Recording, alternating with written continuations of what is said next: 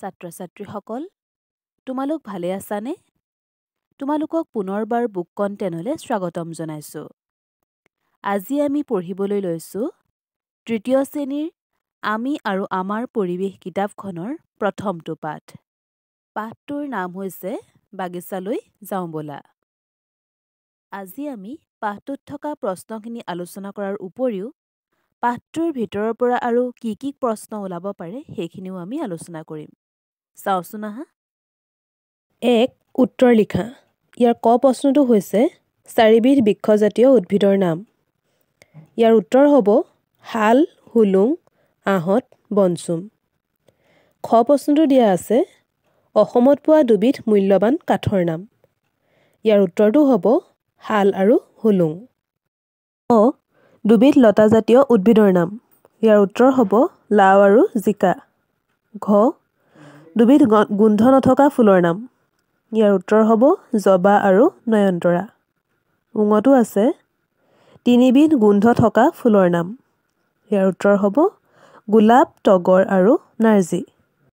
2 number প্ৰশ্নটো হৈছে লাও, জিকা আদি গছৰ বাবে চাং সাজি দিয়াৰ কাৰণ কি? ইয়াৰ উত্তৰ হ'ব এই গছবোৰৰ গা গছবোৰ কোমল আৰু লেহুকা হোৱাৰ বাবে আনৰ সহায় লৈহে বগাই যাব পাৰে। সেইবাবে বগাই যাবৰ বাবে এই গছবোৰক চাং সাজি দিয়া হয়। 3 নম্বৰ খালী ঠাই পূৰ কৰা। ইয়াৰ কটো হৈছে গছে ডেছ দ্বাৰা পানী শুহি লয়। ইয়াৰ উত্তৰটো হ'ব গছে শিপাৰ দ্বাৰা পানী শুহি লয়। খটো দিয়া আছে মৌ-মাখিয়ে ফুলৰ মৌ চুহি ডেছ তৈয়াৰ কৰে। ইয়াত হ'ব মৌ-মাখিয়ে ফুলৰ মৌ চুহি মৌজোল তৈয়াৰ কৰে। গটো দিয়া আছে ডেছ আমাৰ দেশৰ ৰাষ্ট্ৰীয় ফুল। ইয়াত হ'ব পদুম আমাৰ দেশৰ ৰাষ্ট্ৰীয় ফুল। ঘটো দিয়া আছে কপৌ ফুল ডেছ কালত ফুলে।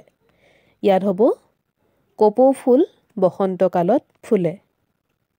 4 নম্বৰ শুদ্ধ উত্তৰত ৰাইট চিন দিয়া। কটো দিছে বাঁহগছ, গুল্ম, বৃক্ষ, তৃণজাতীয় উদ্ভিদ। ইয়াত শুদ্ধটো হ'ব বাঁহগছ তৃণজাতীয় উদ্ভিদ। খটো দিছে গুল্মজাতীয় উদ্ভিদ বৃক্ষতকৈ সৰু ডাঙৰ। ইয়াৰ শুদ্ধটো হ'ব গুল্মজাতীয় উদ্ভিদ বৃক্ষতকৈ সৰু। গটো দিছে বৃক্ষজাতীয় উদ্ভিদৰ গা গছ বৰ টান কোমল। ইয়াত শুদ্ধটো হ'ব বৃক্ষজাতীয় উদ্ভিদৰ গা গছ বৰ টান। ঘটো দিছে তাল, আম, নিম গছৰ পাতেৰে বিচনী সজা হয়। ইয়াত শুদ্ধ হ'ব তাল গছৰ পাতেৰে বিচনী সজা হয়। 5 নম্বৰটো আছে পাৰ্থক্য লিখা। বৃক্ষ আৰু গুল্ম।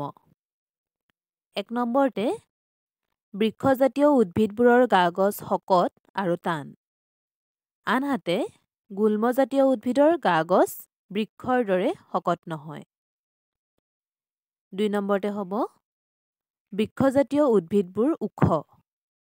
আনহাতে তৃণজাতীয় উদ্ভিদবোৰ চাপৰ আৰু জোপোহা। এইখিনি আছিলে তোমালোকৰ পাঠটোত থকা প্ৰশ্ন উত্তৰ।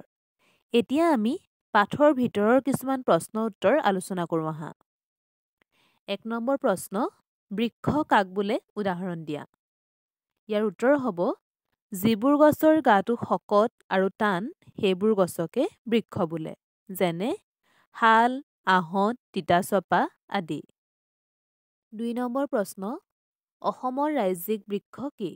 ইয়াৰ উত্তৰ হ'ব অসমৰ ৰাজ্যিক বৃক্ষ হ'ল হুলুং। 3 নম্বৰ গুল্ম কাক বোলে উদাহৰণ দিয়া। ইয়াৰ উত্তৰ হ'ব যিবোৰ গছ জোপোহা আৰু চাপৰ হৈ থাকে সেইবোৰকে গুল্মজাতীয় উদ্ভিদ বোলে। যেনে নেমু, জেতুকা, জলকীয়া গছ আদি। 4 নম্বৰ প্ৰশ্নটো আছে লতাজাতীয় উদ্ভিদ কাক বোলে উদাহৰণ দিয়া। ইয়াৰ উত্তৰটো হ'ব যিবোৰ গছৰ গা গছ লেহুকা, আন গছ-গছনি, শিল, মাটি বা ঘৰৰ ছাল আদিত আশ্ৰয় লৈ বগাই যায় তেনে উদ্ভিদক লতাজাতীয় উদ্ভিদ বোলে। যেনে লাও, জিকা, ভোল আদি। 5 নম্বৰ তৃণজাতীয় উদ্ভিদ কাক বোলে? উদাহৰণ দিয়া। ইয়াৰ উত্তৰ হ'ব যিবোৰ উদ্ভিদ সৰু, অতি চাপৰ, গা-গছ কোমল সেইবোৰকে তৃণজাতীয় উদ্ভিদ বোলে। যেনে লাই, পালেং, ধনিয়া আদি। 6 নম্বৰটো দিয়া আছে পৃথিৱীৰ আটাইতকৈ ওখ তৃণ কি? ইয়াৰ উত্তৰ হ'ব বাঁহ পৃথিৱীৰ আটাইতকৈ ওখ তৃণ। 7 নম্বৰ তিনিবিধ ঔষধি গছৰ নাম লিখা। উত্তৰ নিম, তুলসী আৰু নৰসিংহ। 8 নম্বৰ তিনিবিধ গোন্ধ থকা ফুলৰ নাম লিখা। ইয়াৰ উত্তৰ হ'ব গোলাপ, তগৰ আৰু নাহৰ। 9 নম্বৰটো আছে তিনিবিধ গোন্ধ নথকা ফুলৰ নাম লিখা। ইয়াৰ উত্তৰ হ'ব জবা, নয়নতৰা আৰু কৰবী। এতিয়া চোৱাচোন তোমালোকৰ কিতাপত এপাহ ফুল আঁকি থোৱা আছে নহয়নে বাৰু? ফুলপাহত বাৰু কি কি লিখা আছে চোৱাচোন। প্ৰথম পাহিটোত লিখিছে শৰৎকালত ফুলা ফুল। শৰৎকালত ফুলা ফুল হ'ব শেৱালি। পানীত ফুলা ফুল পদুম, ভেট। শীতকালত ফুলা ফুল ডালিয়া, নাৰ্জী। বসন্তকালত ফুলা ফুল কপৌ, নাহৰ, তগৰ। আৰু ৰাতি ফুলা ফুল হ'ব হাচনাহানা, শেৱালি, ৰজনীগন্ধা। এই ফুলপাহ তোমালোকে ধুনীয়াকৈ পঢ়িবা। ইয়াত কেইবাটাও জানিবলগীয়া কথা আছে। আজিলৈ ইমানতে সামৰিছোঁ দেই। পিছত আকৌ লগ পাম। ধন্যবাদ।